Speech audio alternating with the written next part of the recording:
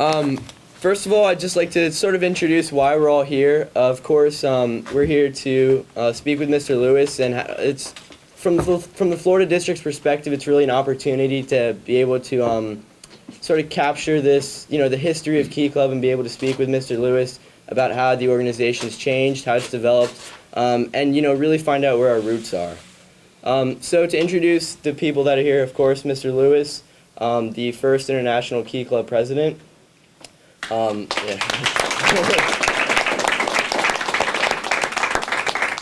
Shinlei Wong, the current international president. From Wisconsin. Yeah, all the way from Wisconsin. All the way from Wisconsin. Mr. Gleason Senboff, he was one of the delegates with Mr. Lewis at their convention. Mr. David McCampbell, the district administrator for the Florida District. Yay! Governor Donna Parton for the Kiwanis, Florida District. My mother's in the back over there. Paul Mysak, who's the current executive assistant for the Florida District of Key Club. Mickey Hall, who's the current district treasurer for the Florida District of Key Club. And then just to make this quick, I'll go through all the lieutenant governors real fast. We have Connor Farley, Division 14B, Amy Brigada, Division 23B, George Rendon, Division 12. On this side, we have Carolina Echeverry, Division 24B, Garrett Thompson, Division 10B, Lindsay Teeter, Division, oh man, this is testing me, 22. Gina Bugaki, Division 16, Haley Collins, Division 20, Kaylee Marsh, Division 21, Vincenzo Gugliuzza, Division 26C, Van Dow, Division 23A. So those are all of our lieutenant governors. Along with that, we have a couple Kiwanians as well as other adults in attendance. Mr. Jim Martin, the son of G. Harold Martin, is here with us today. Mrs. Lewis, Mr. Lewis's wife, is as well with us. The faculty advisor from Dreyfus High School, where Palm Beach High School used to be, so that's where the campus is now. Mr. Jay McCampbell, Mr. McCampbell's brother, as well, has helped us get in contact with Mr. Lewis. Mrs. Renee Richard, Assistant Administrator for Zone 11 in the Florida District of Key Club. Mr. Bob Parton, who's an Assistant Administrator for Conventions for the Florida District of Key Club. As well as a few other adults that I apologize, I don't know your name. Could you introduce yourself, sir? I'm sorry.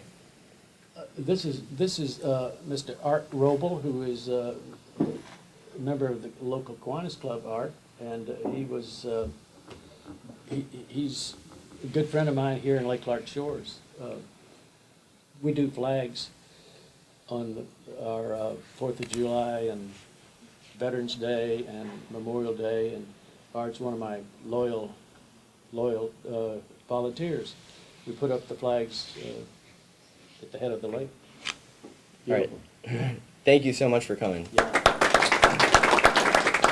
As well as sir, I'm sorry, I didn't meet you either. I'm Bill Fetty. I'm secretary of the West Palm Beach Downtown Club. All right, thank you very much. And probably just should point out, the West Palm Beach Kiwanis Club is a club that sponsors Dreyfus Key Club currently, and I think a couple other key clubs, but also sponsored the Palm Beach High School Key Club that Mr. Lewis was a member of when he was elected international president. Yeah, so thank you very much. As well as Mr. Stephen Cummings, who is here with the Florida District as well. All right, and with that, I think we're going to go ahead and start. Oh, okay. All right. So the first thing that we're interested to hear, Mr. Lewis, is just to, for you to tell us what you've done since the time that you graduated from high school. In other words, who is Malcolm Lewis? Okay, I got that question ahead of time, and I've got to say that I want you to understand that when we were in high school, World War II was going on.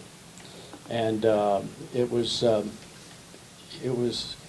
a trying time for us, but we were doing great things in Palm Beach High. But my life was when I graduated in 1944. Snooky and I double dated that night. We had graduation and we had our dates and had a great time and so forth. But the first phase that I had was to prepare for the military. The draft was going on and I had just turned 17 and I did not, I knew that I was going to be going into, everybody was going to go in. We had a lot of high schoolers that went into the military while they were in high school and or were drafted. And this was something that my dad wanted me to do and I wanted to do too, because our congressman had indicated that perhaps there was an appointment open for Annapolis. You've heard of Annapolis, I'm sure. The Naval Academy, and that was something that I was looking forward to. I wanted to become an officer. I didn't want to be drafted. So that went on and found out that there was no appointment. But anyhow, I went to a school in Alabama called Marion Military Institute. It's in Marion, Alabama. And I got there, my dad drove me up there, and on the radio, when we got there, it was on June the 6th, 1944. You know what day that was? It was D-Day, the landing in, on the coast of France. We had it on the radio. And I stayed at Marion for about 9 months, and I was getting classes ready and so forth, hoping that I would get an appointment. Turned out I didn't. There was no appointment available, so I came home. And when I was home in January and February of 1944, several of the key clubbers were coming home from the service, and they were on leave. Bobby Underwood, Charlie Large were key clubbers ahead of me, and I didn't see Charlie, but I saw Bobby Underwood. He happened to be trained as a gunner on B-29s. The B-29s were the fighter bombers for the Pacific. Bobby Underwood was killed, was lost over Tokyo a few months later.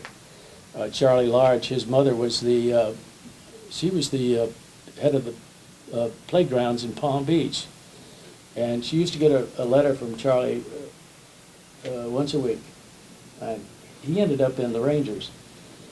And I remember Mrs. Large telling me, reading these letters to me, and I knew him well, and Snooky, you remember Charlie. And one week she didn't get one, and Charlie was killed in Vichy, France, as a Ranger in 1945. Come May of 1945, I was still, didn't have the appointment. I was having some problems with a physical. So I joined the Navy. Was sent to Bainbridge, Maryland, and that was interesting. First thing they did was shave my hair off, and it hasn't come back since. That's serious. It was. This would be a good time to point out that in high school, if you find Malcolm in that picture there in the front row, his nickname was Brillo. Yeah. The scrubbing pad Brillo. He did. Snooky and I, we have a lot of fun together. And, we always have and still do. But anyhow, I went in the Navy, and I was there I'll never forget it. First morning we had breakfast. There were 10,000 sailors there that were being trained. And if you understand, in May of 1945, the war in Europe was over. It was VE Day. But the military, they were ramping up for the invasion of Japan. MacArthur had moved the forces right close to Japan. So the war wasn't over in VE Day, but while I was in the Navy, I got my appointment, and it was to the United States Military Academy. And I was glad to get out of the Navy and go. Well, the first meal I ever had, they had beans for breakfast. You ever heard of Navy beans? Well, that's exactly what we had. And I went to the military academy in my Navy uniform. That was and the first, I don't know if you know what's going on at the military academy your first summer there, but it's called Beast Barracks. And I often wished I was back in the Navy that summer, but it didn't work out. But be that as it may be, I had a military career from 1945 through 1989.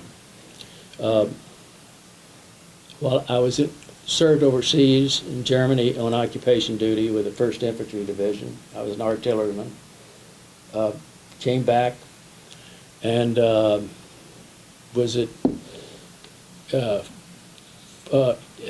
Fort Benning, Georgia, and then I went to artillery school in Oklahoma for a year, and then I was assigned to the Florida State University as an instructor for ROTC. That was FSU, and I enjoyed it. It was a good time. Any Yes. okay. Go Knowles. Okay, but then I'll just tell you this. I enjoyed that time there. I had a good time. There was Mark Clark was the head of the Citadel at the time. He was General Mark Clark, and he came and Citadel played FSU, and I happened to be his aide while he was there. I was a captain at that time. I decided that I did not want to stay active duty, so I took it upon myself to look around and see what I wanted to do, and I wanted to become an engineer because at the military academy you get a degree in military engineering. The subjects are a basic engineering courses, and so I entered the University of Florida in September of 1956, and I had a wife, I had 2 children, and they stayed home, and I was that was a tough year. I took 16 hours and 18 hours on semesters, and I worked my buns off. Because you know when you're married and you have family, you are definitely focused on your education. So I got into the reserve program, and then I stayed in the reserves, came back to West Palm Beach. I commanded an engineer company here, and my first job was, and only job, was with United Technologies at Pratt & Whitney Aircraft, which was in jet engines. And I stayed in the jet engine program with Pratt & Whitney for 30 years. It was a interesting career.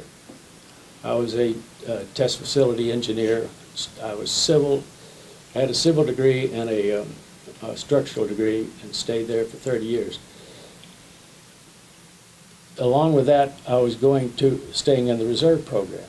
So I was working my way up in the reserve program, and I was through the Vietnam War and on until 1989. I retired from Pratt & Whitney in 1987. And my other career, well, it turned out I ran for council in Lake Clark Shores. In 1989, I was elected, and I've been on the council ever since, for going on 22 years. I guess I'm lucky. I've used my engineering talents in this particular job, and I've been here. This is my home. We moved here in 1957, and I raised my children. They went to Forest Hill High School. I've got 3 children. I've got 8 grandchildren, and 1 grandson who played for the New York Giants, 6'5". I now have 6.5 great-grandchildren. The other one is due in about 2 weeks. Wow. So that is it in a nutshell. All right, that sounds like very active, very full. So why did you really join Key Club when you were at Palm Beach High School? Well, let me explain to you how key clubs worked in those days. We had grammar school 1 through 6, and then we had junior high, which was 7, 8, and 9, and then high school was 10, 11, and 12. When you got into high school in the 10th grade, you were not in the key club. You had a year of being a student before you were invited to become a key clubber. We did not, Snooky, we didn't get into, well, I call him Snooky, that's his nickname, so you have to, we didn't get in until we were juniors. Correct. So that was, that's the way it worked in those days. We had a Florida district, very active. The first key club in Florida was in West Palm Beach. The first key club in the United States was in Sacramento, California. And I don't know if you know the history of it, but it was, and when we, well, in 1943, when we went up to Sanford, Florida, and I'll tell you about the trip, there was California, there was Alabama, Louisiana, South Carolina, Tennessee, and Florida. And delegates at the convention were from all of those states except for California. I was was elected secretary of the Key Club my junior year. I was 15 years old. I was 15 when I was elected Key Club International president. Oh, my. Oh, Don't, yeah. sorry. That's the truth. A lot of We were- responsibility. Well, I know. But those days, you could start when you were 5 years old, and, in first grade and so forth. We didn't go to kindergarten, did we? We didn't even know what kindergarten was, did we? But I've turned 16 in May of that year, so there's the answer. I hope I've given you the answer about the Key Club. I wanted to go. It was a special group, absolutely special. Very select. Yeah, it was select. We had fraternities and sororities In high school. in high school. Yes, we did. We had 3 high school boys fraternities, and we had 2 girls sororities. So that was, those were social. And I was in the fraternity, and we did a lot of good things, but it was more social and with our mothers and families and so forth. So Key Club was special. Man, it was the absolutely the number one organization. And it was limited. It was limited in the number of Membership. yeah, membership. So, always like to be always strive to be better. And that was why I got in. Why I didn't turn them down, believe me, when I was invited. Oh, that's great. Yeah. So when this really select club, what sort of service projects did you guys do? And I mean, which one would be your favorite if you had to pick one? Gleason? The involvement, I think, with key clubs in high school is very much different then than it is today. And as much as about the biggest thing, and Malcolm reminded me of this, was that in the beginning of the war there, we were short on material, so the country decided to have a scrap iron drive. And so they got the high schools and everybody else to volunteer to go through all the backyards and the vacant lots and anywhere you could find scraps. And the Key Club was active in that part of the thing. But it's so much different as from today. We didn't do like the dances after the football games are all left to the sororities and the fraternities to do. And we really didn't have a regular program so much as I understand that y'all have today. So, Well, let me tell you, there were 2 large organizations at the time in the high school, and we had the Civil Air Patrol. How many know what the Civil Air Patrol is today? It was the Civil Air Patrol was made up actually of adults that were flyers, and they would fly over the Atlantic Ocean. You know, I don't know if you know this or not, but the German submarines were right off the coast of Palm Beach and Fort Lauderdale. You've heard the story. They were sinking our ships right in the Gulf Stream. And you'd go to the beach, and we went to the beach a lot. It was good. The beaches were neat. But you would go to the beach, you could hear the explosions at night. And you'd go to the beach, and you'd find life rafts and oil, and we had a lot of oil on the beaches.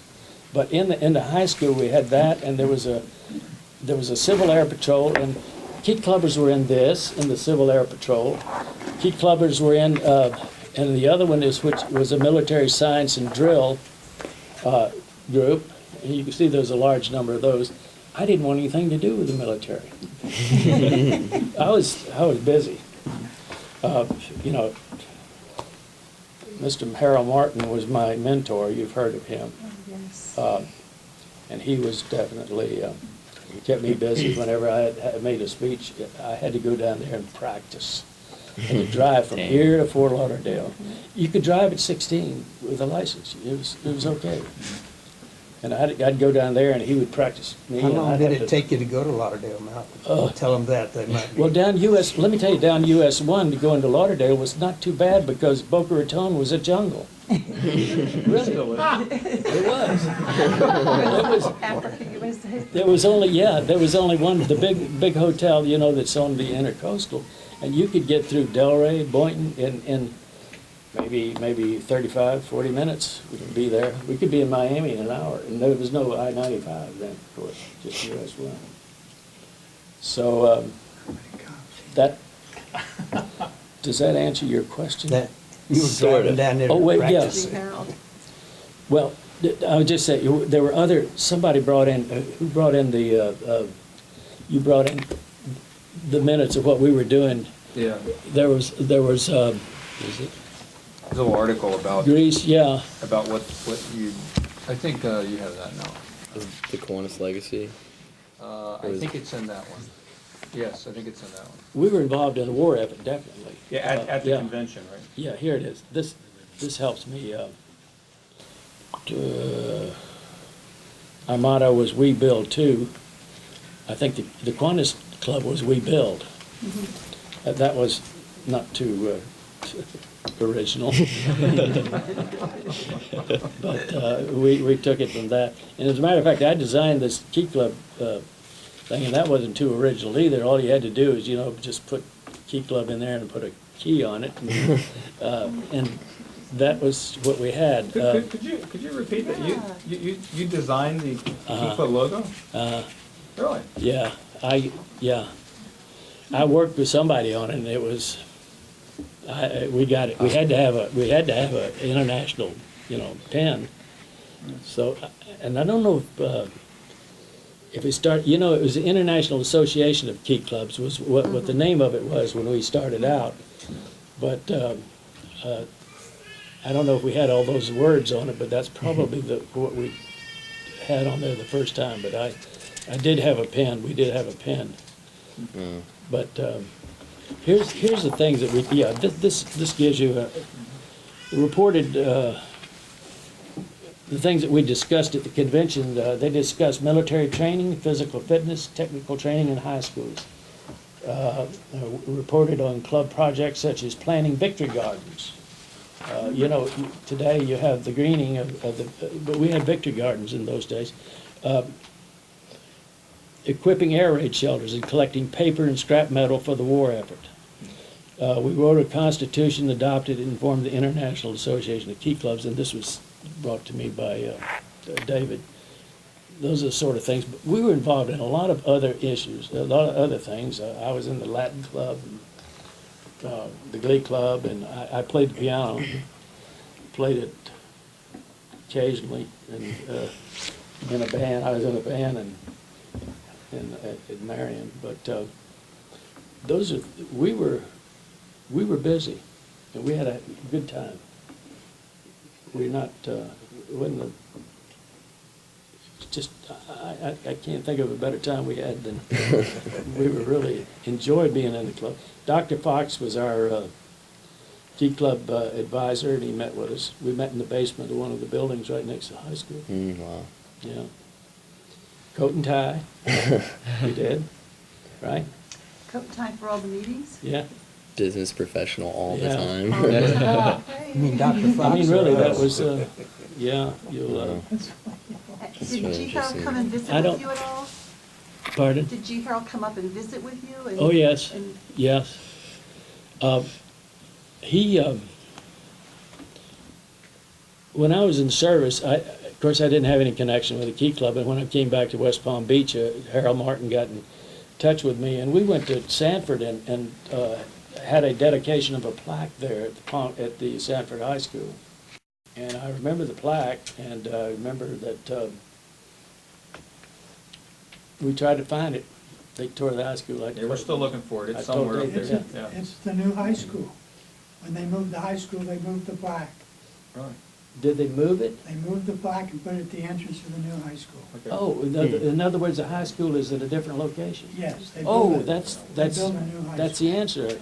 I'll look. Your dad was the one that, Oh, he took me up there. I yeah, probably got a picture of You it. were Okay, with us. we'll get George Langus to go up there and. find the high school. So could you, I'm kind of curious to hear, how involved was G. Harold Martin in the, I guess, the formation of the International Association of Key Clubs? Well, I've got to tell you, George Miller was becoming a senior in the Key Club, and George was the president of the Florida District of Key Clubs. And frankly, it was George Miller's idea to get a charter to form the International Association. And George sort of put me under his wing. He liked me, and he knew that I was very much interested in the Key Club. So he was the one that did most of the contacting between Kiwanis and the Key Club. And George, he was from here and lived here. I tried to get him involved in other Key Club things whenever I'd go to conventions, and he just didn't want to go. Sure. He just didn't, but I've got to give him full credit for that. G. Harold Martin was very much involved. Came back, and let's see, I don't know what year it was, but they had a dedication in Fort Lauderdale to Sandy Nenninger. I mean, you know what we're talking about. Sandy Nenninger was a Key Clubber back in the early days. And Sandy, yes, sir. He was a graduate of the Military Academy in 1941. And Sandy was infantry. He was assigned to the Philippines in 1941, and he was in the Philippines when D-Day occurred, which is December the 7th, 1940, and not D-Day, but Pearl Harbor Day, I'm sorry, December the 7th. And Sandy was in the Philippines, and he was killed in action. He was awarded the Congressional Medal of Honor posthumously. And you have an award, a Nenninger Award now in the Key Club. And the United States Military Academy has an award for Sandy Nenninger in their, and I have a copy of the award for valor. The award at the Military Academy is for valor of a young graduate from the Military Academy who has shown valor in combat. And he and I got this from the Military Academy the other day. I won't go through the details of it, but Nenninger is really was a nice young man. And your Key Club has a Nenninger Award,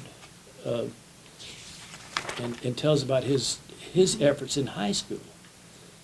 Not in the Army, but in high school. And I think that's very appropriate, don't you? Yes, and I know Yeah. Key Club International Yeah. actually has his sword, and the president gets to take that home, I think. No, it's kept at the It's kept office. at the office. What Yeah. is it? The Sandy Ninja Sword Oh, the sword.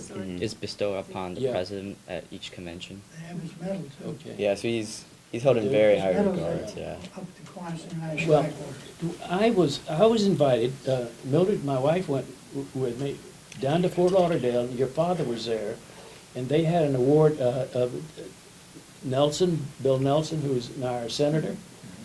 He was a Key Club International president. He was down there. Paul Rogers was down there, our congressman.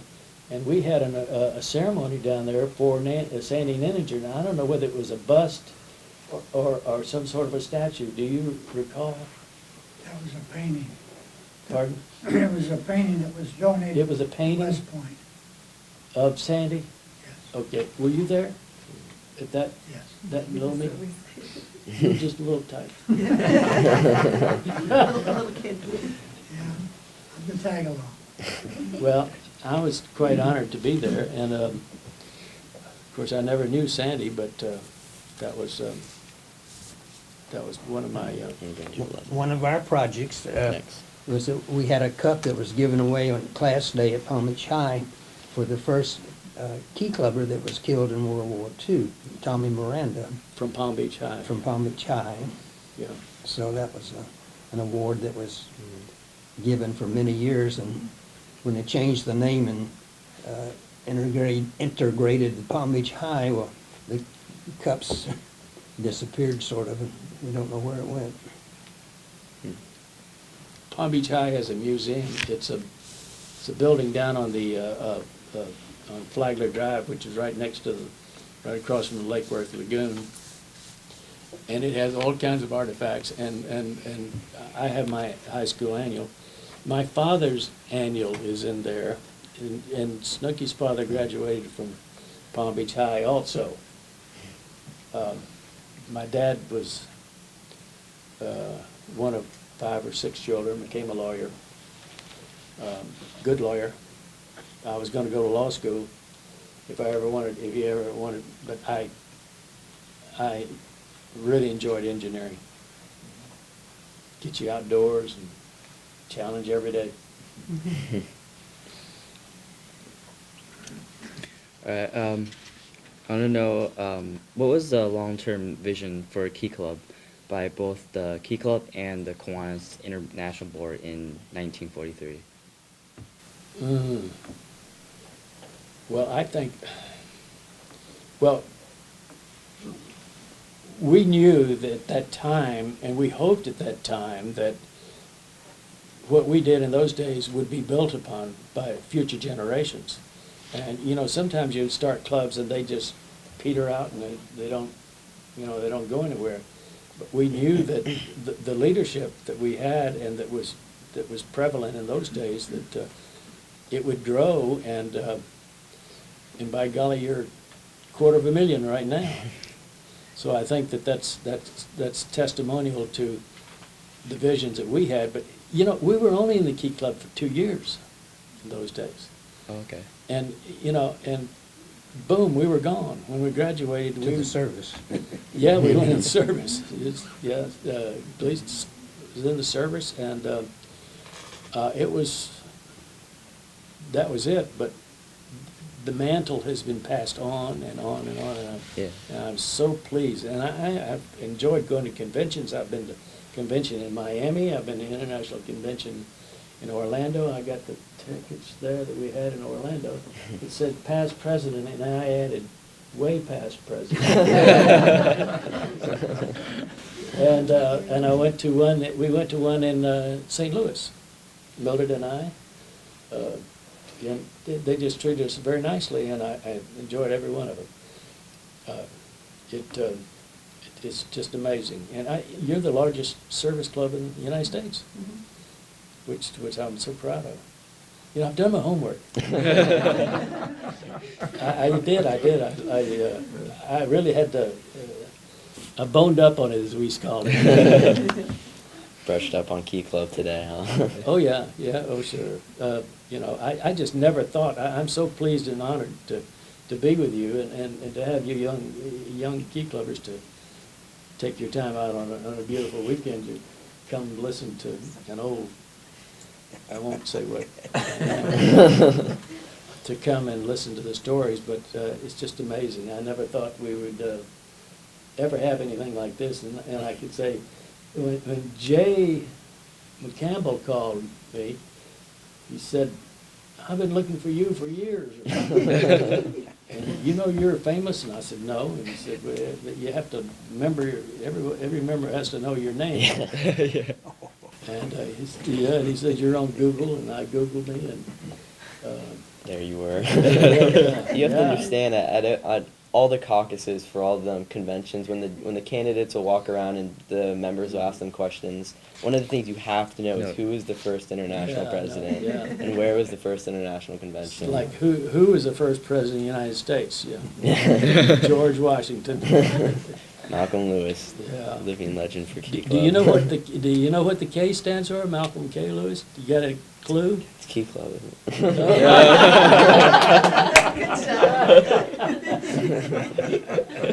That's the best one I've heard. Either that or Kiwanis. Well, I would just tell you a funny story. When I was in high school, it was Kingsley. Kings, And I thought that was kind of a sissified name, and I never, and I really did. I used Kenneth, and I thought, well, you know, I'm a macho guy and so forth. But anyhow, it was Kingsley. My grandmother named me for my mother's. She was named Mamie Stewart McGregor, and my grandfather was, of course, Henry Walton Lewis, but. That's it. It's just, and I've seen it grow because I've been to these conventions, and that's, you know, we were all focused. We were focused on getting in the service. It was a once you got out of high school, you were drafted or you joined. The whole nation was behind the war effort. It was amazing, amazing. In today's Army, it's a volunteer Army, but they're having a tough time, so there's no question about it. Between your reserves and your National Guard and your regular troops. Okay. Right, so before going into service, what kind of things did you do, like, during your term as president? Like, did you go to any conferences? As the president? Yeah, like, what are your duties? Oh, yeah, I traveled around the state. I went to different clubs and made talks and so forth. You didn't do a lot of traveling those days, you know. It was tough because gasoline was rationed and food was rationed and tires. The whole country was, but every time I went someplace, I'd go down to Fort Lauderdale before, and Mr. Martin would tutor me. Did you have any? Sorry. An interesting thing, when we went to the Key Club convention in Sanford, Florida, the gas ration was on. And so they had little coupons that were worth, when you went to the filling station, it was worth three gallons, I think it was, Malcolm, for Yeah. a coupon. Yeah, for coupons. So we pulled our coupons, and George Miller, the president, talked his mother into letting us take the car, provided that he did not drive over 35 miles an hour from here to Sanford. Sounds like my mother. So that was a long trip, but George was a good Key Club president. He abided all the way there and all the way back at 35 miles an hour. There were 5 of us. I think there were, we had a Key Club sweetheart. Her name was T.J. Miller, She played the piano. and she was cute, and she played the piano by ear, a good dancer. And, you know, we had a program. We were going to elect somebody, me, and we brought her along to be sort of a, you know, public relations. And her picture is right here on this, right up here on the front page. You can see her on the left. When we had a luncheon with dates, a Key Club luncheon in West Palm Beach, and yeah, she and the 5 of us, right here, TJ, Thelma Jean. We got up there in the daytime. We could drive up there in the daytime, but the convention was over late in the afternoon. I don't know, it was Saturday or Sunday, something like that. So we had to drive back. We were staying in a hotel. We got the hotel There was a key club where we stayed. But on the way home, we didn't have the money to, there was no motels, and certainly we didn't have a place to stay, and we drove and we drove and we drove, and then we stopped and fell asleep and slept for an hour or so, and then drove on back to West Palm. And it was a trip. We were dedicated, and we got home safely, and it was a fun time. Alright, you wanna do 15? Oh yeah, sure. When you were the international president, what did you see as the greatest challenge facing Key Club at that time? Communication. Isn't it always? That Always hasn't is, changed. yeah. Communication was a problem. We didn't have cell phones, we didn't have that sort of thing, but keeping in touch with them. And the Florida Key Club group was one of the best communicators. We were international, but we had, our officers were one of them was from West Palm Beach, and I think another one was from Louisiana, and just keeping in touch with them and what have you. And it was all by mail, long distance phone calls, not very easy in those days. When you're a pioneer, sometimes there's a lot of things that you think you want to do and you want to do, but you just can't get around to them. Because when it was just a year, I only had a year, and you only have a year, Yeah. but you've had how many years in the Key Club? 4. 4. 3 years. Okay, before three I was- 3 plus 1. Yeah. Well, we had 1 plus 1. Yeah, You see? it's amazing how much of an impact you guys had in such a, Yeah. I guess, concentrated amount of time. Oh, yeah. It's really great. It was, you grew up, you're growing into it. Boy, we had to hit it running, so to speak. And that's right. And we had such good leaders that were ahead of us, that were our mentors, including the Quanians that we had. Am I speaking out loud enough for you to hear? Okay. So besides growth, from what you know, of course, how has Key Club International changed since you were the president, besides growth? I think you've heard my story, and I'd like to turn that question around. Really, seriously. I would like for you to tell me, because I'm amazed at how organized you are. I'm amazed at how this young man can remember all of the names around. Really, seriously, I am. And I would like to know, just briefly, I want to turn it around. I think, from what I've been listening, Key Club, for you and for us, has been about service, but it was a different type of service. Yours seemed like it would feed, and both of them are obviously, great types of service, Right. but yours would feed really into military service. And I think Key Club has changed so that, like you were saying, the Army now is much more volunteer, and ours seems more of a community service. Obviously, like I said, both are Yes. very, very Yes. noble causes, but Right. still service too. Well, we didn't have the homeless problem you have today. Mhm. Palm Beach County was quite lucky in that we were right next to Belle Glade and the Everglades, where vegetables were, you could go out, my mother'd go out there, and I'd go with her, and we'd pick vegetables and bring them home, and she'd can them in jars. And you got to understand that Gleason and I grew up in the Depression. My wife was the same in New York. Anybody from New York around here? She's a Yankee. But anyhow, we were fortunate in that respect. But we didn't have drugs. I didn't know there is such a thing. You understand?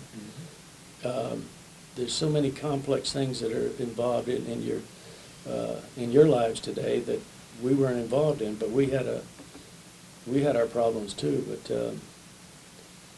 I don't think we were, I know you're far better. I mean, your district you've got how many districts are there in the state of Florida now? Divisions, there's Divisions. 39 divisions. 39 divisions. 39.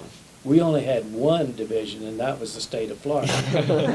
Seriously, yeah. Yeah, those lieutenant governors keep me busy. Yeah, and it's amazing, and you're, I didn't know what I wanted to go into either. I didn't know what kind of what kind of profession it just worked into that way. And my granddaughter, I know my granddaughter, she is going on 18, and she knows she wants to be a veterinarian. And she's been working with a veterinarian on doing just free time. He's let her in, and I guess I'm sure a lot of you know what you want to do too. But you got to stay focused, and you got to keep your education going. That's for sure.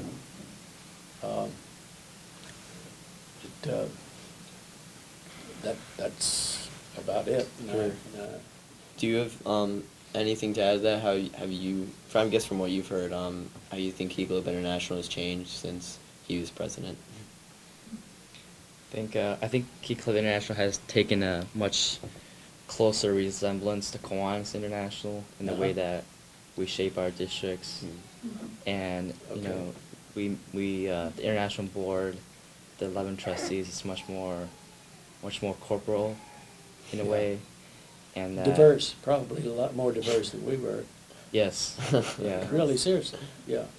I mean, international convention is quite a lot of different cultures and culture and ethnicities at international convention as well. Well, when you have a convention, do you have subgroups that meet in different areas of it? Yeah, like each district meets like in their Okay. They meet together. Do you have an outstanding club that you? No, not an international. In the I think each district awards their own. That's we should probably tell you this. The Florida district is going to be naming the outstanding club award after you. So congratulations. kidding. No, not at all. Obviously, the initiative You got approval to do that? Yeah, no, it wasn't my idea, but Whoa, was it? no, I'm very, very He's supportive. not a very of it. good politician. He should have said it was absolutely my idea. I'm being honest with you. I'm very supportive. Obviously, the impact you had for the Florida District International is fantastic. Yeah. So, that's obviously going to carry over to what the outstanding Wow. club should Yeah, have in their club. But that's super. Yeah, well, that's great. I just say that I've had a long life, and I'm lucky to be here. In some respects, we've had our problems too, but I'm trying to stay healthy, trying to keep exercising, and trying to eat better now. This is the big thing now. Don't, eat green if you can, right? yeah, Yeah, it's amazing. My wife does quite well in keeping me there. Mildred is, we've called M&Ms, we're named after the candies, but there's Mildred and Malcolm. She was with us at the convention. She's been to me quite a few of those conventions, right? Been nice. Okay. Another question I had: Are you currently a member of Kiwanis, or were you ever asked to become a member? Yes, I have been. I have been suggested that I join, but I've got to tell you about my career. When I came back to Florida, West Palm Beach, Florida, my first job and only job in engineering at that time was with United Technologies, Pratt & Whitney Aircraft. They do jet engines, and they had just opened up. They had bought 8,000 acres north of here. Wow. near Indiantown for a research and development center for military engines. When I got back from Gainesville in June of 1957, I got my job by calling up, and I got my job over the telephone. There were only 350 employees at that time, and they were building the plants out there way out in the, about 30 miles from here. That was where our engineering center was, where our test stands were. We did rocket engines, we did military engines, and I became a test facilities engineer.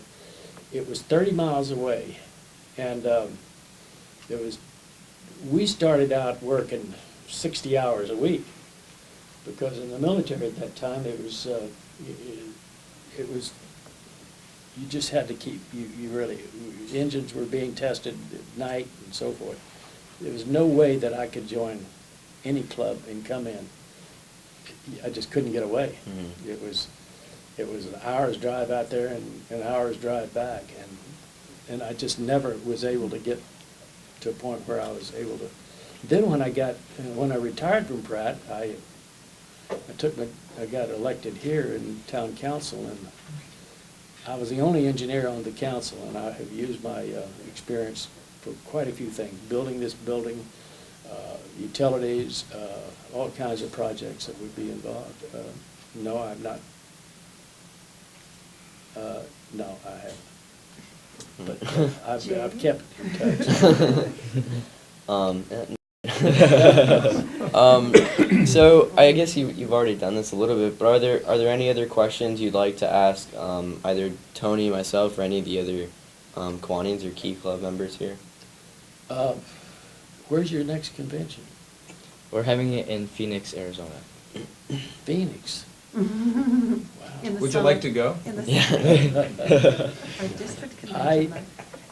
Would you? It would be nice, but traveling right now is not good for me. It's not easy. Airline traveling today is terrible. It really is. Yeah. Wait till you get to be in your 80s. Yeah, we're both 80s. The one after Phoenix is actually gonna be in Orlando, so I'll Will be? Yeah, Okay. we'll be gone by then, but Yeah, We'll be Yeah, here. you'll be. we'll be in college. We would like to have you as our guest at. In Orlando. Yes. Yeah, I can make that. Our district convention is in Orlando in May. Uh-huh. Yeah, we'd love to have you there as well. Also. Yeah. Well, I'm still on the council. I've been the mayor 8 years. We have term limits. We just built this building, finished it 2 years ago, and we did it within budget. That's interesting. We did a time capsule, by the way. We have a time capsule. You know what that is? It's out here by the flagpole, if you look at it. And if you're around it, they're going to be opened up in 25 years. This big, and I could care less.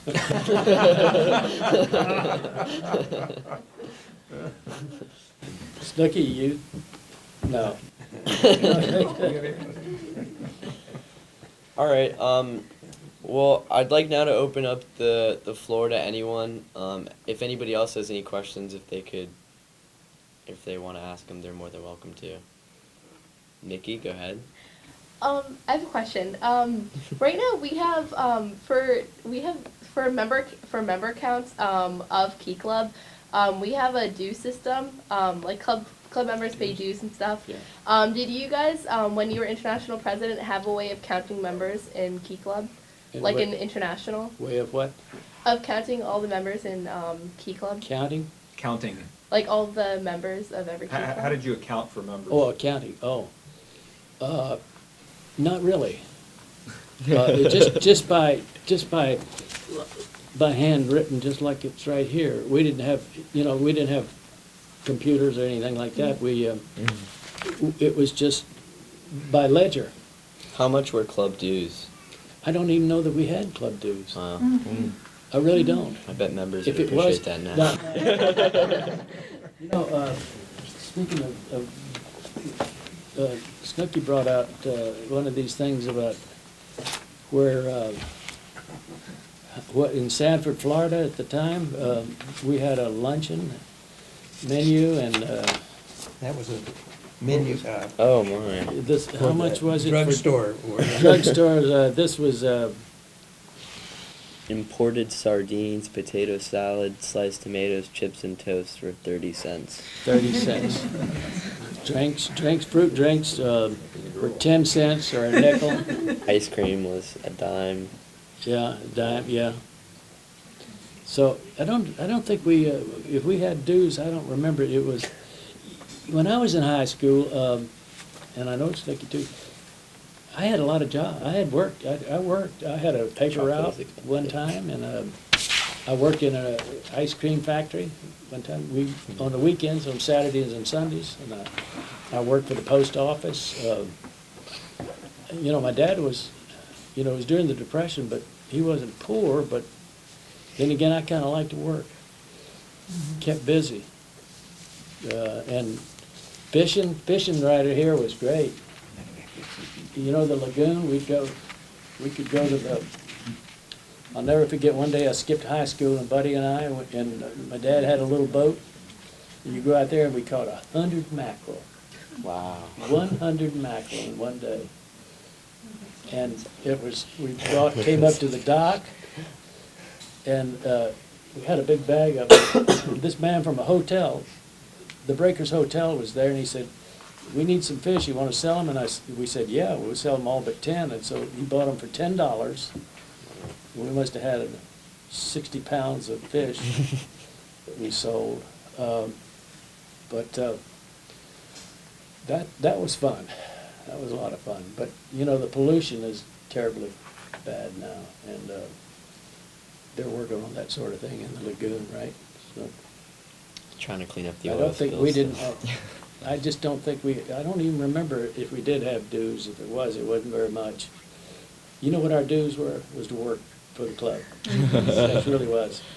Of course, we had to pay for our luncheons and that sort of thing. And that, best I can answer. Thank you. Does, Garrett, go ahead. When you started the international board, did you start like a regular school board, or did you just have like a president and a vice president, like we do now? Of the, International, when you first started, was it just the president, or did you have like an actual secretary? And yeah, we did. Uh-huh. We did. We had a secretary, we had a treasurer, and, yes, we had Oh, so you had like actual. president, vice president, and right down the line, yeah. Oh, okay. Sure did. Did you guys have trustees yet? Have what? Did you guys have international trustees yet? Those are like regional representatives. No, Yeah. no. We just had district representatives, and they were from the states. Okay. The Okay. representative you had was was Louisiana. We didn't have, they weren't broken up into smaller groups. No. I guess you guys didn't have a webmaster back then, huh? We had a master. Let me tell you, we had Howell Watkins was our principal, and they called him Cue Ball. He was dull. And then we had a dean of the boys, and tell them the story about Mr. Price, who was the dean of the boys. Well, we had a place called the Campus Shop across the street there, and he was on his office was the second or third floor, and it was on the south end of the building. And he would get out his binoculars and look in the Campus Shop to see who was not in class. He was quite a guy. Yeah, they didn't take any nonsense, believe you me. Oh, we decided one time we'd all wear dungarees to school, and he got wind of it. Says, if anybody wears dungarees on your date, you are out of here. It was very simple, but firm. Yeah, that was good. We had good teachers, had small classrooms, a lot of esprit de corps. Football, I remember I went out for football my senior year, he was a running back, and he said, "Why don't you come out for football?" I said, "Gee whiz, okay." So I went out and I was third string. The last number I got was 13, but I didn't have any other numbers, and it was 13. And I remember we played a few, it's in here, we played a few colleges, not colleges, but schools, and then the next one, we went out to Belle Glade. You heard of Belle Glade Pahokee? Okay, we went out there and we had a game, and we were way ahead. You don't go out there now and play. They are they have got some. Those are the guys who they chase rabbits to increase their agility. Yeah, that's right. But I'll never forget that game though. I'm sitting on my helmet, and Coach McCampbell. Now that was the uncle of Jay and David. He was our football coach. He said, "Lewis." And I looked around and looked at who's Lewis? That's me. Go in. So I went in and I played center on offense, and you played linebacker on defense. And the first play of the game, this Belle Glade boy went back and threw a pass, and threw it right to me. I can get the ball, and I'm running down for a touchdown. And my britches were coming off, they weren't fitting, and my helmet was down over my head. The uniform I got was, just a hand-me-down. I got to the 5-yard line and they got me, but next week I got a better uniform. It was amazing, but he was the one that got me started. He was a running back. I was 155 pounds. I don't know what you were, but 110. 110? Wow. Yeah. Because we're so long. Still ran over people, I bet. Yeah. But I was fast. I was scared, really. We played Miami High. And Miami High was the best team, best high school team in the Southeast. United States, really. Really. They were And, playing colleges. yeah, I'll never forget it. We played them out here in West Palm Beach behind Palm Beach High. And the first half it was 6-0, and boy, we thought we were really going great.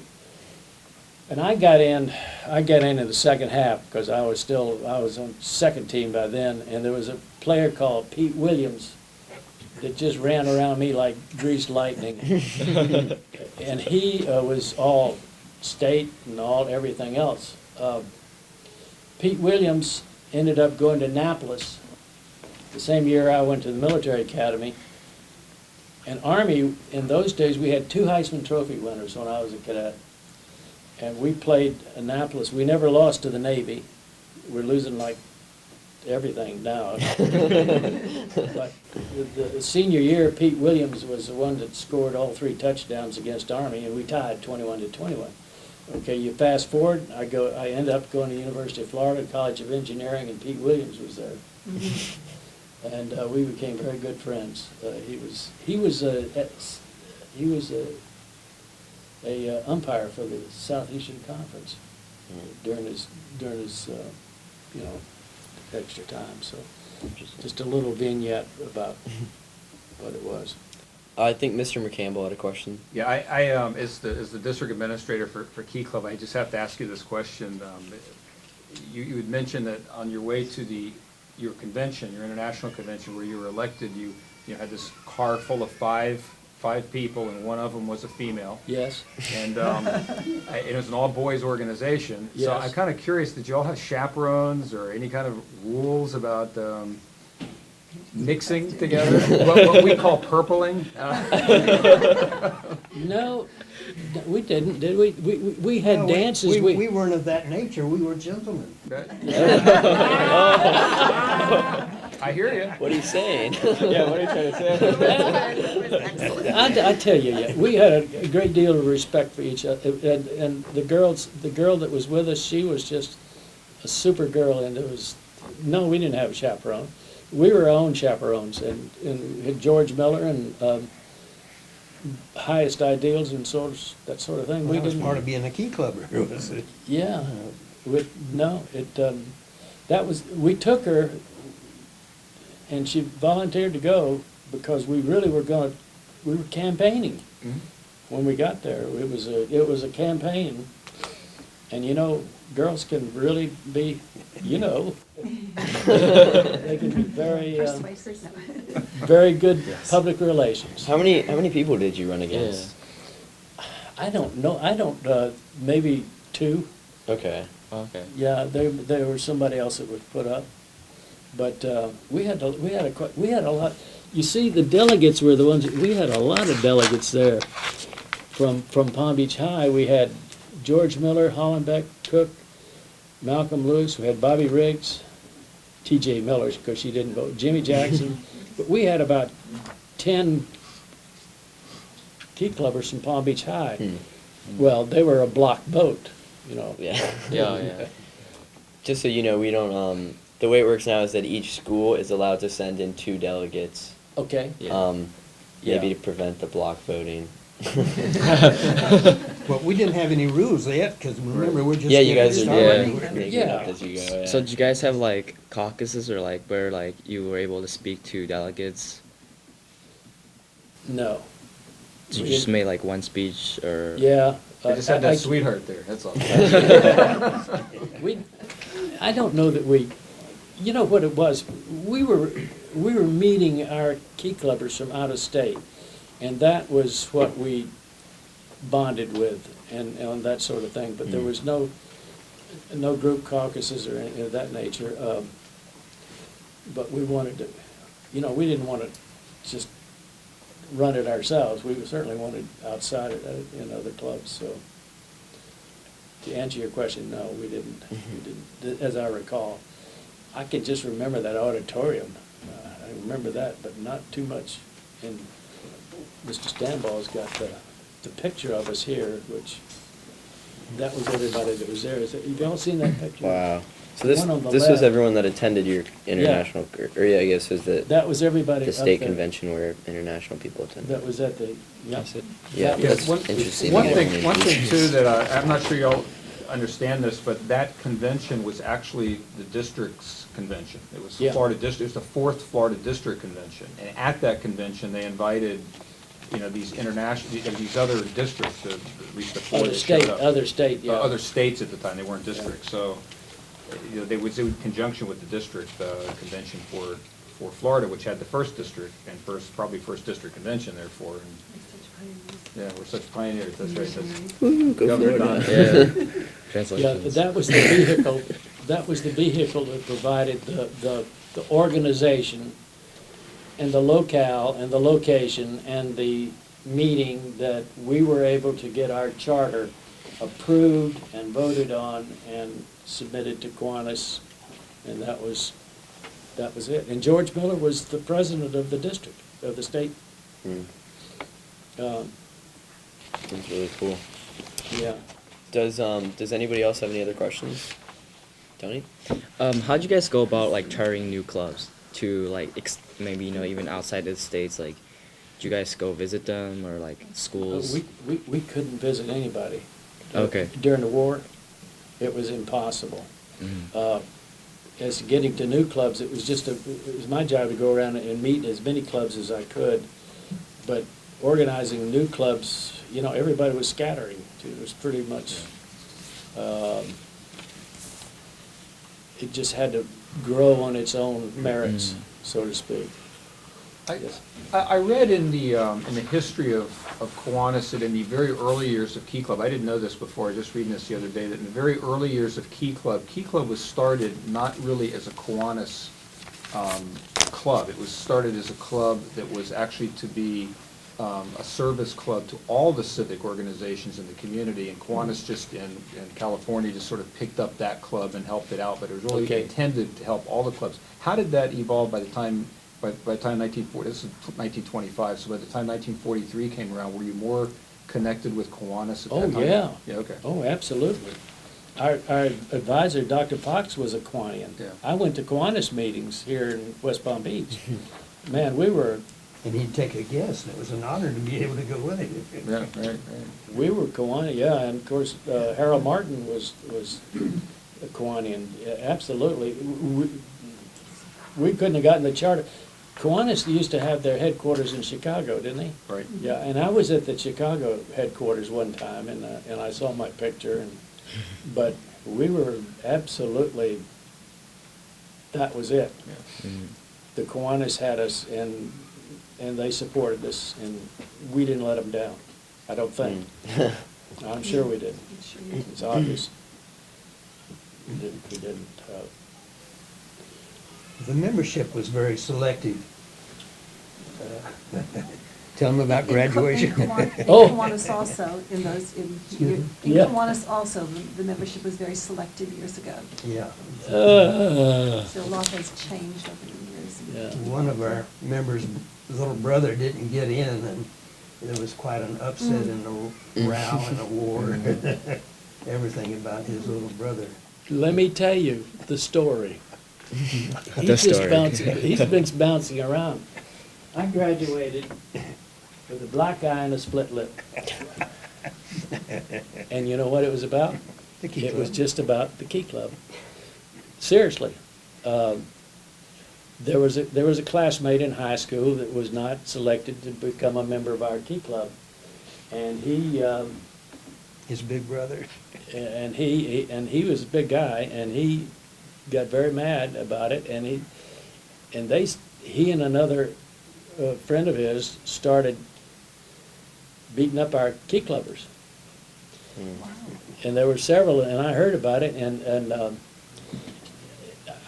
was a couple of them, that I heard the story about, and then the week before we graduated, Snooky and I had double dates, and we went to a place called the Hut, right on the lakefront, and the Hut Pizza was Hut? yeah. I It was- said Pizza Hut. It's a but- drive-in. No, it was a Not the drive-in. Pizza Hut. It was a drive-in. Yeah. In those days, I tell you what, we had a date, you had a date, you'd go to the movie for 25 cents, you'd go to the Hut, and you'd have a frosted root beer and a hamburger, and for 50 cents, 75 cents, and then I have to tell you, the next thing we went was to the ocean. Watch the submarine races. Yeah. Submarine flight. Yeah, I'm sure that's what you did at the ocean. They have no clue what you're saying. And they didn't have parking None meters whatsoever. either. We were watching, yeah, the submarines. But anyhow, we were at the Hut, and the girls would come out to the car, and they would take your order, and then they'd come back with a tray, and they hook it onto your window. And I was in my dad's car, and it had a little rumble seat inside. It was a Ford, not an outside rumble seat. 2-door. 2 doors, but then these two classmates come up and knock on the door, and I'm, so what do you want? And they pull me out of the car. They got a hold of Snooky, and one of them held Snooky while the other one clobbered me. And while we were in that thing, his father was with his mother about 3 cars down, and he heard all the commotion, and his father gets out of the car and comes over and just waylays into this guy that's beating me up. And this was a Key Club. This was, He pulled him off of Malcolm, yeah. and with that, the guy took a swing at my dad. Wow. Dad wasn't shy. He socked him back. His father was, he came to my, yeah. And then we graduated, and then a week later, we had graduation, and then Snooky and I dated this girl that I met in the Key Club down in Delray, and she came up on the bus, and No, we went and got her no, she came. for we the got her home. for the party, the graduation dance. Yeah, but anyhow, we rented a car, and it was a convertible. And when you rented a car in those days, you didn't get mileage. You had gasoline. Oh, you had mileage. Yeah, that's right. You had so many miles. So we went to the dance, and then we had it was a prom, and then we went to that, and then our fraternity had a breakfast at the pier over in Palm Beach in the morning, And it was time to take her back to Delray, and we looked on our odometer, and we didn't have any more miles to go.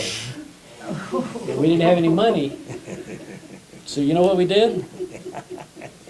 Put the top down, and A1A was a straight highway. We backed all the way from Palm Beach to Delray to take mileage off of the car, and so we would have enough mileage to drive back and turn the car in. And I'm not kidding. You know, when you back up, your car overheats because, you know, your fan is not working. When you're driving forward, your fan keeps the radiator cool. We had to stop frequently. Put chocolate milk in the radiator. And that was the end of our, and then I had left. It was, But he gets a date with a girl way down in Delray, and we got a high school full of them. she was, Must have been those trips down to Fort Lauderdale to see Harold Martin. yeah, it was, that was the truth.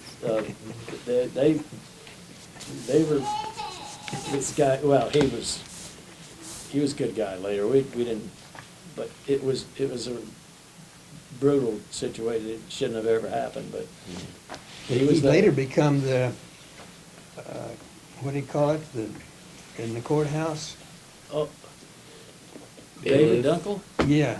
Or John The Dunkel. guy that didn't get in the Key Club was a clerk of the court. That's Dunkel? Yeah, John. It was his brother, David, picked on Malcolm. But- John was the one that didn't get in the Key Club. Kenny, and that's made not so David bad, mad. But Ted Shackley, the other man that was with him, Oh, yeah, ended up in the CIA, yeah, and he was famous. He wrote a book. yeah, He the was- White Ghost. Yeah, he was he became, He was head of the district in Dade, or South Florida office in Dade County. And they were trying to get rid of Castro, and one of his great plans was to give Castro a cigar with a bomb in it. Needless to say, it never came. He did get cigars, but the bomb didn't work. I actually have a question for you. I guess you've seen how Key Club's developed since you guys started the International Key Club, and you've seen where we've gotten now.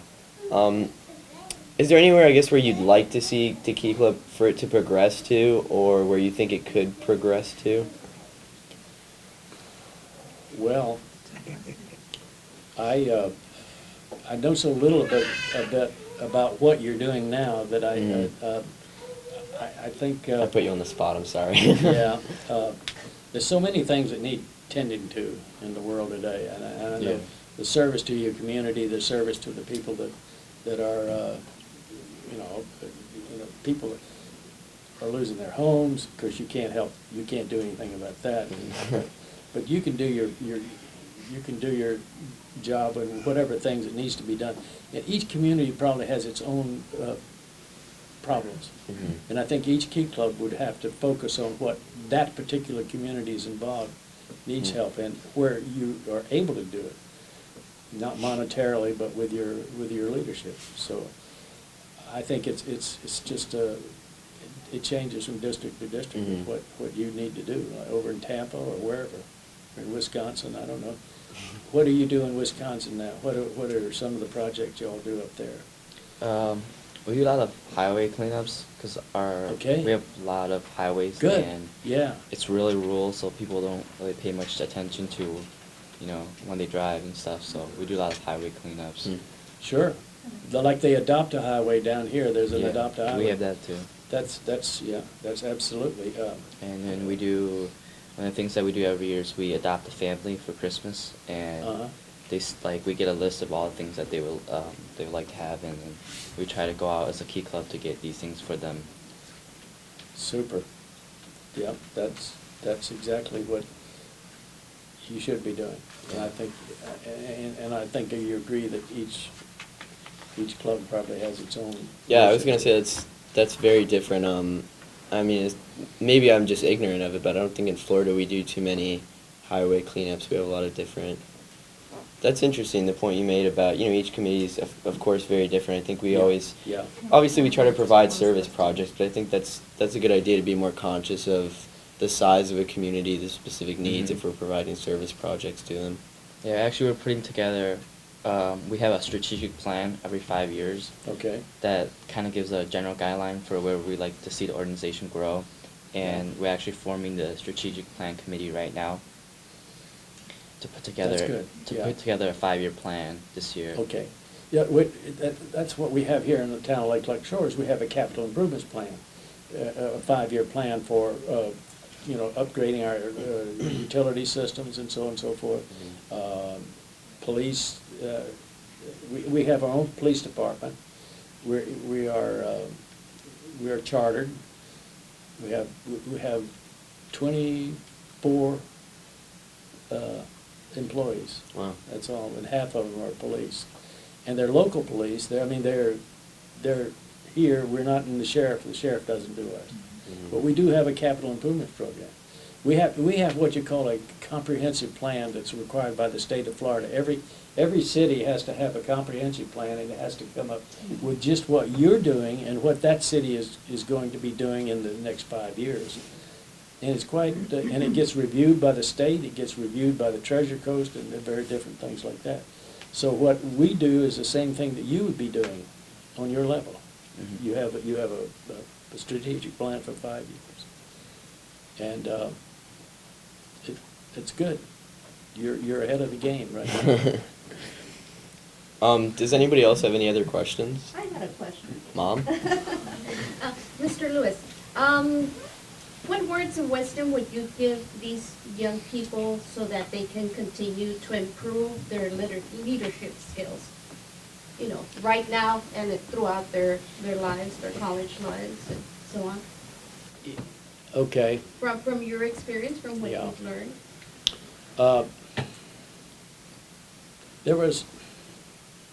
Man, you gotta be honorable.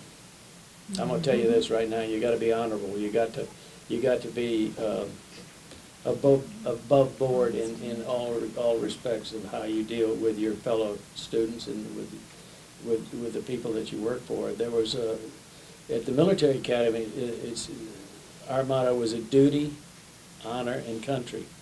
And you can reflect that with the duty you have to yourself as well as your fellow man when you are going through, when you get out of, in high school and when you get out of high school. But you got to stay focused and don't be jumping around. Just kind of get yourself in the avenue of where you want to go, right? It's not easy. There's so many things out there. There's so many jobs out there now that you can get into, a lot more than when we had. We had the basics, engineering, lawyers and doctors and so forth. My kid brother was 12 years younger than I am. He's a brain, but he roomed with me when I was at the University of Florida, and I was a captain, and he didn't like to take showers. I made sure that, I don't know if I'm getting off of your answer. Maybe a little.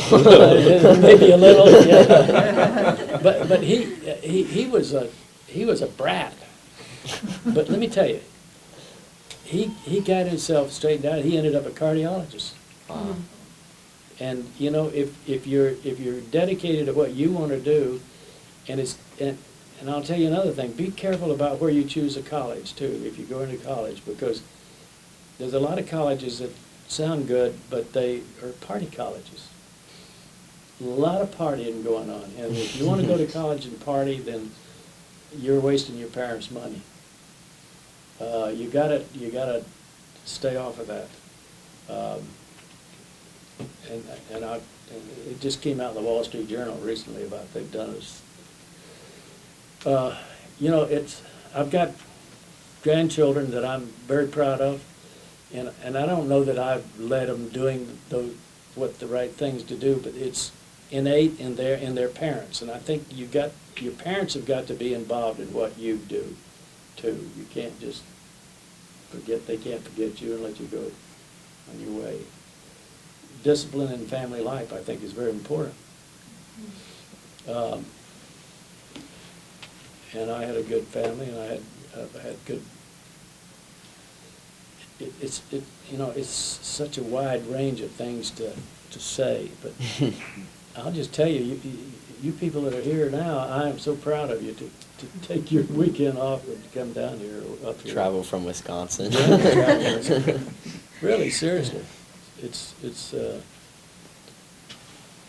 I'm just so honored. We just need more of them. That's right, that's right.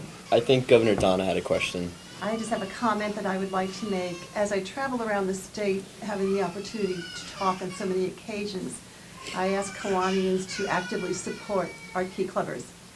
And I'm so grateful to you and to G. Harold. I had the opportunity to know G. Harold because pioneers like you make it possible that we have Key Club now. And when you look at the young men and women, I sometimes call them my kids, you see them here, I know our future is in awesome hands. They are so dedicated, and when you work with these students, they have good morals, they have good high principles. Yeah. And I'm very, very grateful to all of you.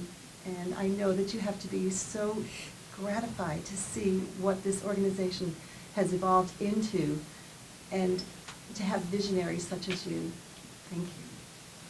Thank you.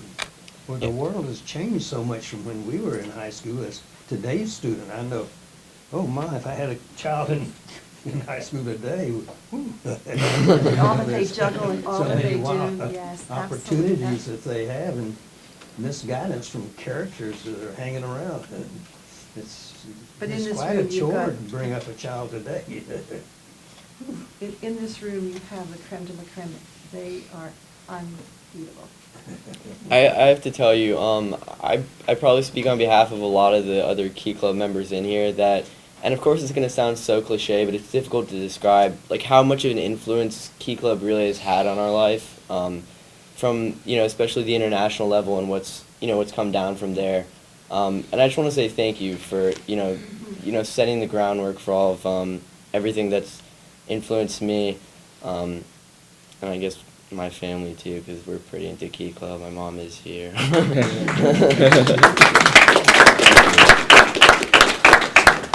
Well, what has the Key Club done for me? Well, I'm here today to tell you. And, I just happen to be at the right place at the right time. And, you make decisions in life that sometimes really change what goes on. And I made a decision that I wanted to be outstanding in the Key Club. And by golly, if I hadn't been in there, I wouldn't have the honor of meeting y'all. And particularly, another international president. Mm.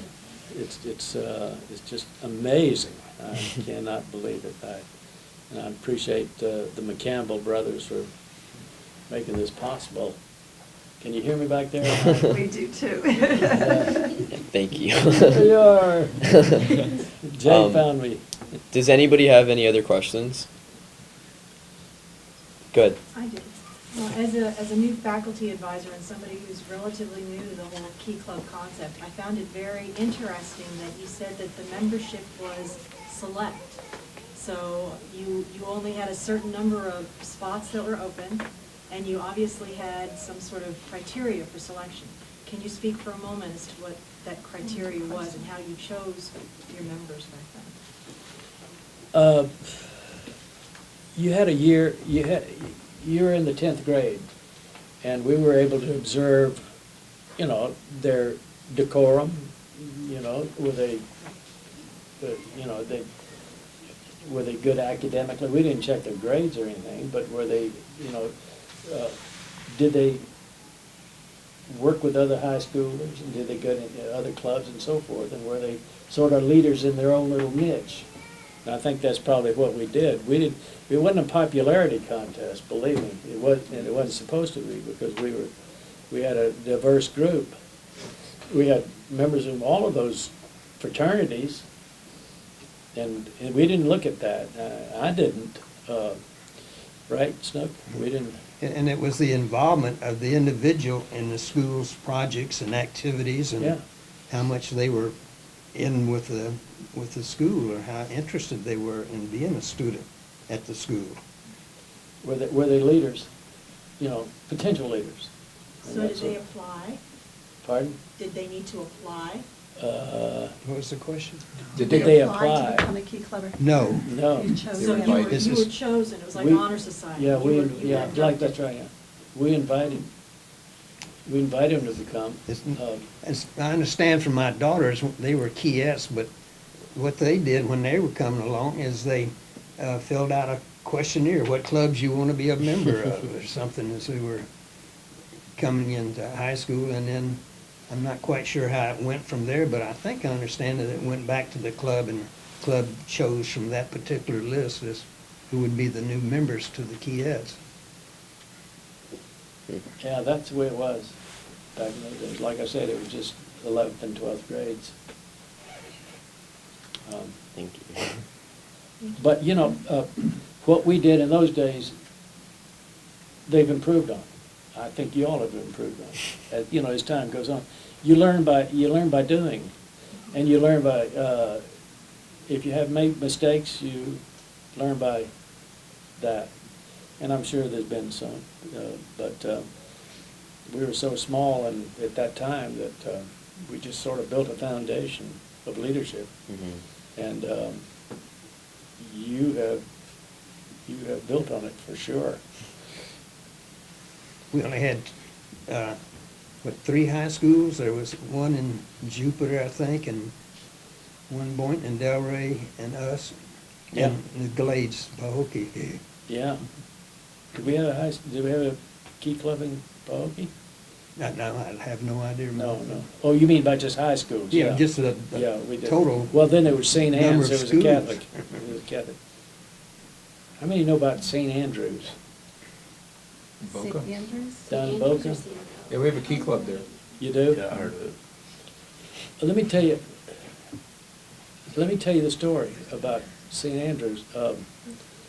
I commanded an engineer company when I was in reserves back here in West Palm Beach. It was a combat engineer company. And I got a call one day from someone down in the Boca area, I don't know who it was, and they said that they needed us to drive some of their church members out to a dedication of a new school in Boca Raton, and it was called St. Andrews. And I was in my Jeep, and I had 3 2.5-ton trucks. You know what those 2.5 ton? They're big trucks where you get people in the. And I drove up to the church after, and these ladies in hats, gloves, got in our trucks, and I drove that out into the woods, and we had a dedication of St. Andrews before they even broke ground. It was. I just happened to be there, and amazing. Those are the sort of things you run into when you're around. It's a good school. A lot of good schools around now.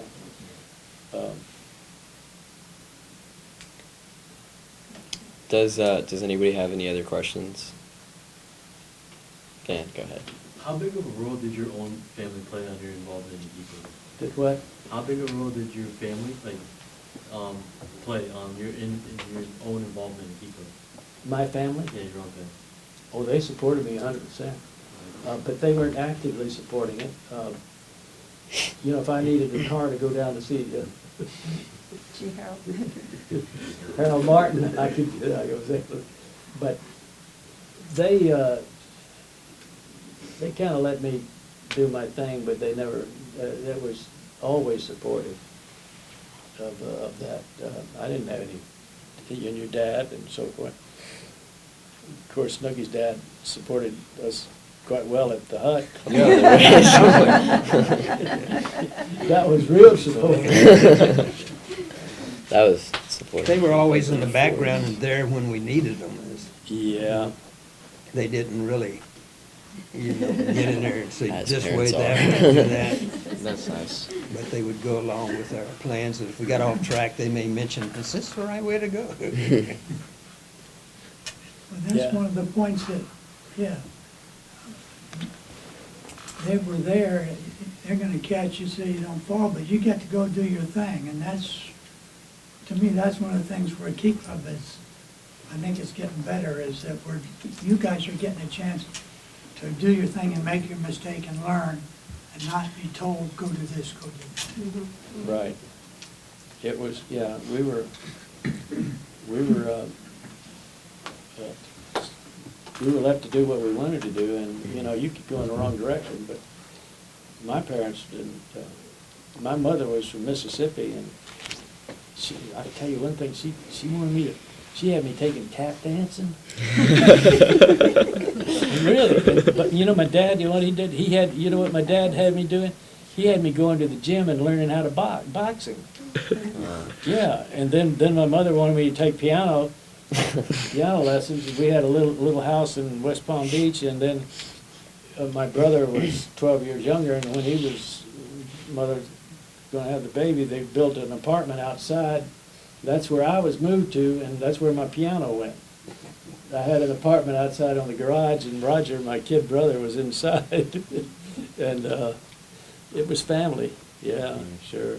You know, I think it's significant in what Jim Martin just said and what you and Snooki were saying about how even in Key Club, you were pretty much running the show. I mean, you made your decisions, you did your things, you drove up to Sanford, you made these decisions. I think that's probably the maybe the one thing that Key Club still does very, very well, at least in Florida, is that we let the students run the organization. And it has that benefit that you mentioned, that you do grow by making mistakes, and then you do learn through that process. And it isn't a bunch of adults telling you what to do. Well, Dr. Fox would get on us if we were. Yeah, right. You got out of line, right? Oh yeah, Mr. McCampbell will tell me if I'm doing something terribly wrong. Believe me, yeah, thanks, Paul. But it develops the leadership for the future. Absolutely. So that's a nice legacy to know that we're still, it started that way and it's still that way, 67 years later. Yeah. Still swim led. How about your parents? Very supportive. They Sure. were, when I got elected, they couldn't be with me in Memphis when I got elected, Uh-huh. but we were able to broadcast our convention online. Oh, really? Yeah, so my parents watched it on the computer. Oh, that's and, great. And they were very excited. That's really cool. That's great. Amazing. My dad was very supportive of me, and he was busy being a lawyer, and I remember going up. He was elected as a state representative in early 30s, and I remember going up to Tallahassee, and as a kid, I was only 5 years old, but I remember going in the courthouse. I mean, in the Capitol. You know the old Capitol up there in Tallahassee? Yeah, that's where he. And then our courthouse here in West Palm Beach was. The old courthouse was built back in the 20s, and then in the 40s or 50s they built a wraparound, and then they decided they were gonna. They abandoned that and built a new courthouse, and then they wanted to tear it down, but then a group of local residents got money, and it's now a museum, and you can see the history of Palm Beach County there.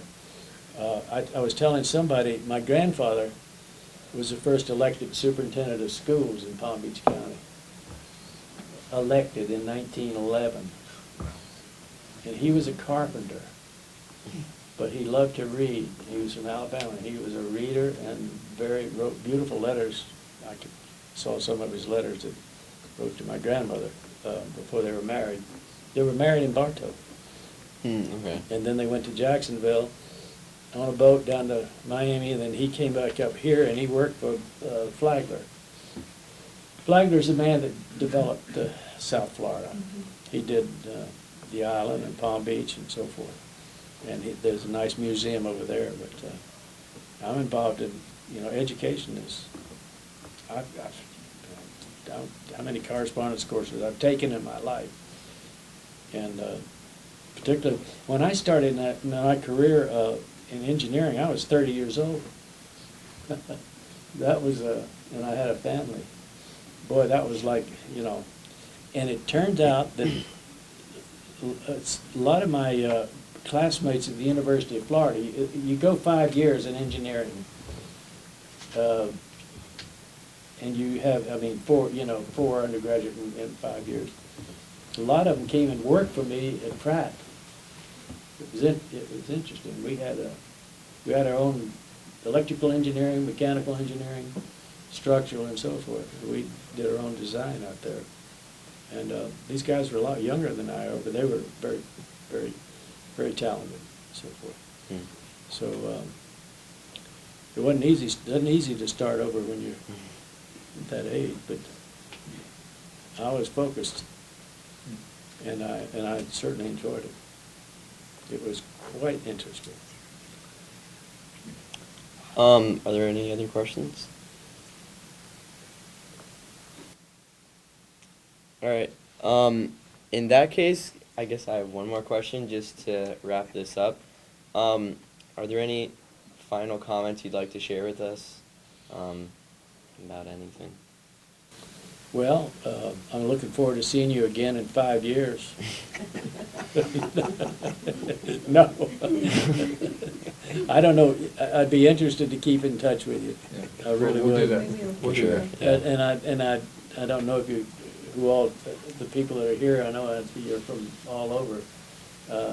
You're the vice president, No, Lieutenant Governor.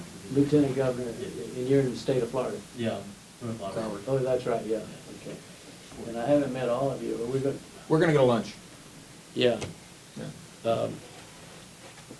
It's been a winter, believe me, and I'm just so proud of y'all coming in and being here. I can't say enough. It's hard to believe that the interest that they have today compared to, that we just didn't have this type of organization of things to get together and exchange of ideas and things. Even on the state convention, it was no really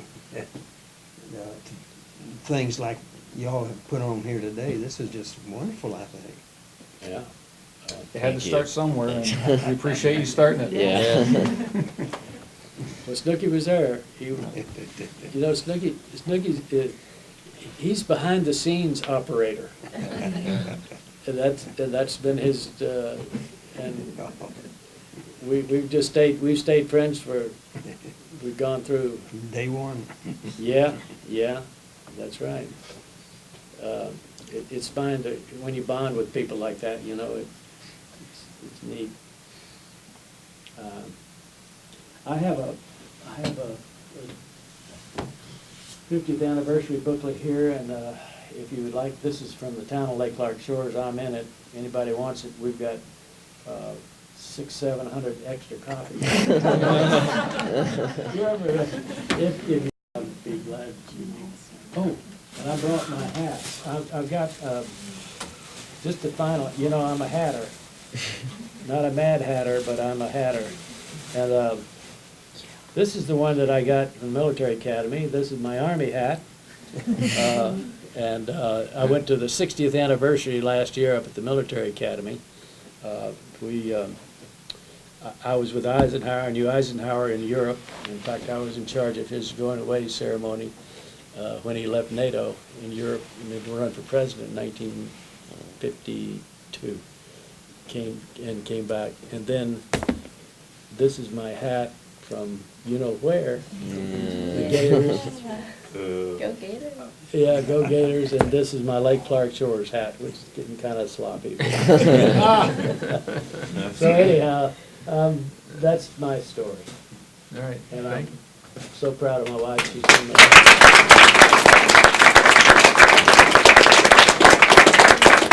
Yeah. On behalf of the Florida District of Key Club International, of everyone here, thank you so much for your time and for agreeing to do this. We really appreciate it. So thank you very much. Okay. On behalf of Club International. Yes, sir.